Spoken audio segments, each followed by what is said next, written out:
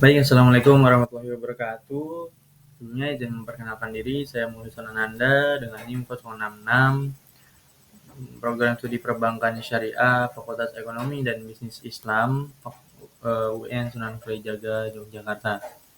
Nah, pada kesempatan kali ini saya akan menjelaskan ataupun memaparkan materi terkait peradaban Islam pada masa Khulafaur Rasyidin. Nah, tema ini diambil dari mata kuliah peradaban Islam gitu. Berikut juga video ini dibuat untuk tugas dari mata kuliah peradaban Islam. Ini langsung saja masuk ke pengantar.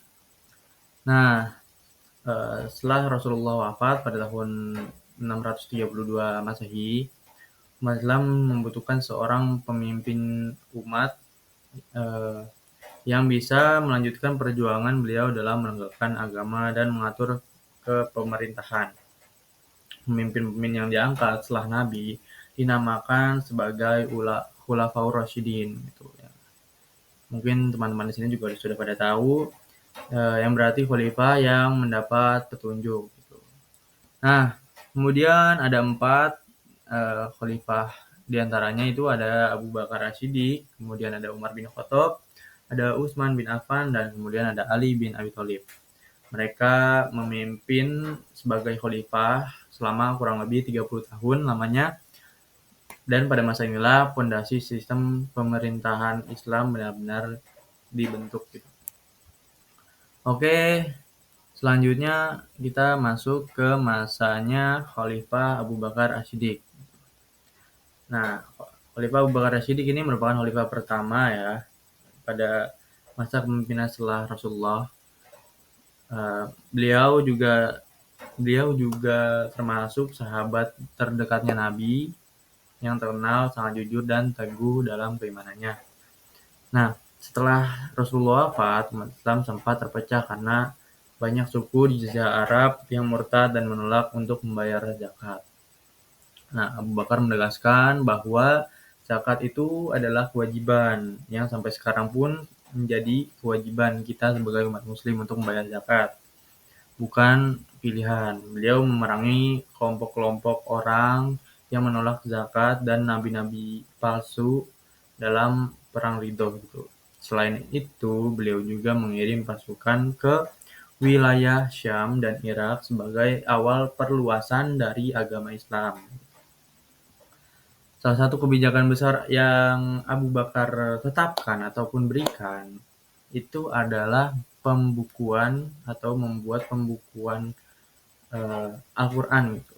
Karena yang kita tahu juga itu Al-Quran dulu terpecah-pecah ya. Ada yang ditulis di batu, ada yang ditulis di kayu dan lain sebagainya. Maka dari itu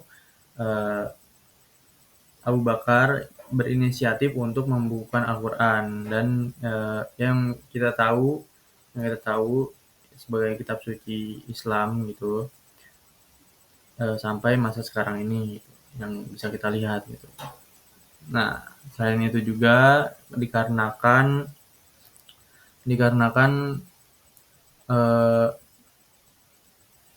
penghafal Al-Quran itu banyak yang gugur dalam peperangan. Umar bin Khattab itu mengusulkan supaya wahyu yang tersimpan di hafalan dan tulisan dikumpulkan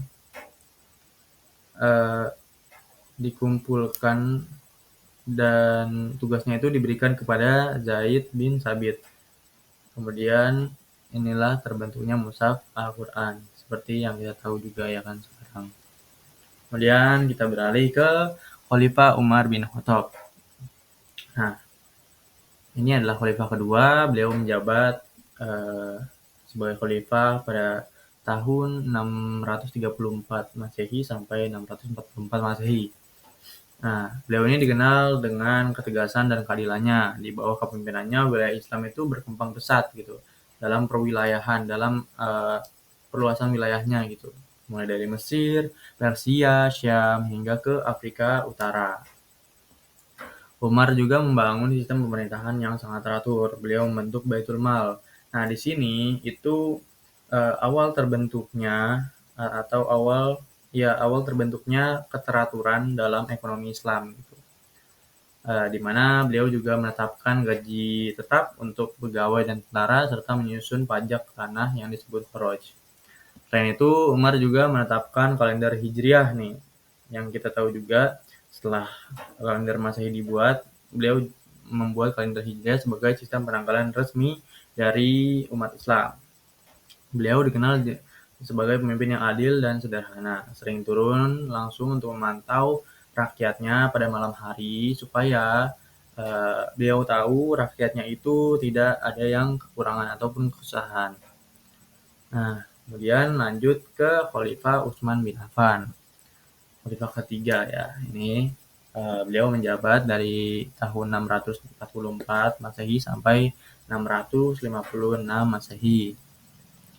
Nah, Khalifah ketiga ini yaitu Utsman bin Affan terkenal dengan kedermawanannya dan lembut hatinya. Pada masa beliau, Islam semakin luas ke wilayah Armenia, Persia, dan kemudian ke Afrika Utara juga.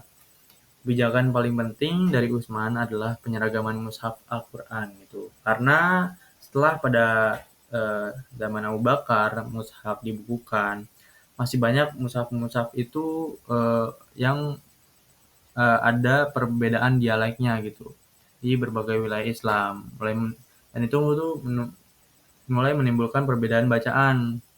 Nah, Utsman membentuk tim penulis yang dipimpin oleh sama seperti zaman Abu Bakar juga, Zaid bin Sabit, untuk membuat mushaf standar Quraisy.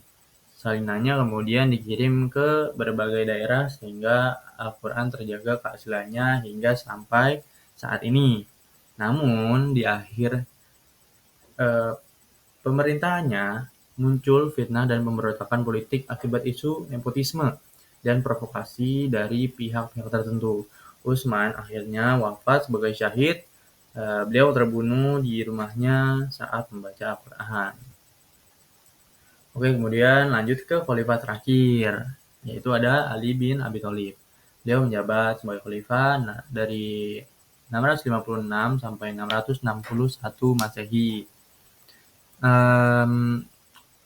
Beliau ini Ali bin Abi Thalib itu merupakan sepupu sekaligus menantunya Rasulullah SAW. Beliau diangkat setelah wafatnya Utsman dan menghadapi situasi yang sangat sulit gitu dalam situasi politik. Ali memindahkan ibu kota pemerintahan ke Kufah atau yang kita tahu sekarang itu Irak untuk menata kembali kondisi umat. Namun terjadi beberapa konflik besar, di antaranya itu ada perang Jamal melawan pasukan Aisyah, Tolhah, dan Zubair, serta perang Siffin melawan Muawiyah bin Abi Sufyan dari Syam. Dari peristiwa tahkim atau arbitrase setelah perang Siffin muncul kelompok Khawarij atau yang kita tahu itu Khawarij adalah kelompok Ali yang keluar dari golongannya Ali yang itu disebut Khawarij yang kemudian memberontak dan akhirnya membunuh Ali di Masjid Kufah. Meskipun masa pemerintahnya singkat dan penuh konflik, Ali masih tetap dikenal sebagai pemimpin yang berani, adil, dan sangat cerdas ya. Kemudian ke slide berikutnya, kejadian masa Khulafaur Rasyidin. Oke, masa Khulafaur Rasyidin disebut juga sebagai masa keemasan bagi awal permulaan Islam ya. Nah, pada masa inilah sistem menyebar luas ke luar Jazirah Arab. Hukum dan administrasi pemerintahan itu terbentuk dengan jelas, serta nilai-nilai Islam diterapkan dalam seluruh aspek kehidupan. Sistem kepemimpinan mereka disebarkan pada musyawarah, keadilan, dan tanggung jawab terhadap umat, bukan kekuasaan pribadi. Gitu. Lanjut. Slide berikutnya ada nilai-nilai yang bisa kita teladani dari keempat khalifah tersebut ya. Nah, di antaranya itu ada kita mengacu ke Abu Bakar As-Siddiq, kita mendapatkan kejujuran dan keteguhan iman, kemudian dari umat kita mendapatkan keadilan dan kedisiplinan. Selanjutnya ada dari Utsman bin Affan, itu kita bisa mempelajari tentang kedermawanan dan keteguhan hati, dan kemudian dari Ali itu kita dapat belajar kebijakan dan keberanian. Dari keempat khalifah yang sudah saya sebutkan tadi bisa menjadi contoh kepemimpinan ideal dalam Islam gitu, yang dapat menyeimbangkan juga nih antara dunia dan akhirat, antara keilmuan, antara iman, tanggung jawab, keberanian, dan lain sebagainya. Oke, sebagai kesimpulan, masa Khulafaur Rasyidin merupakan pondasi utama bagi peradaban Islam selanjutnya. Tahu sampai sekarang saat ini nih dan selanjutnya itu. Dari sinilah sistem pemerintahan itu lahir, ekonomi dan juga hukum itu lahir, yang berpengaruh besar pada dinasti-dinasti berikutnya seperti dinasti Umayyah, kemudian juga dinasti Abbasiyah. Mungkin materi dinasti Umayyah dan Abbasiyah juga masuk ke dalam mata kuliah peradaban Islam.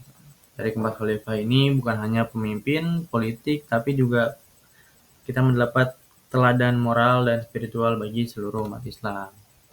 Oke, mungkin cukup sudah sekian dari saya.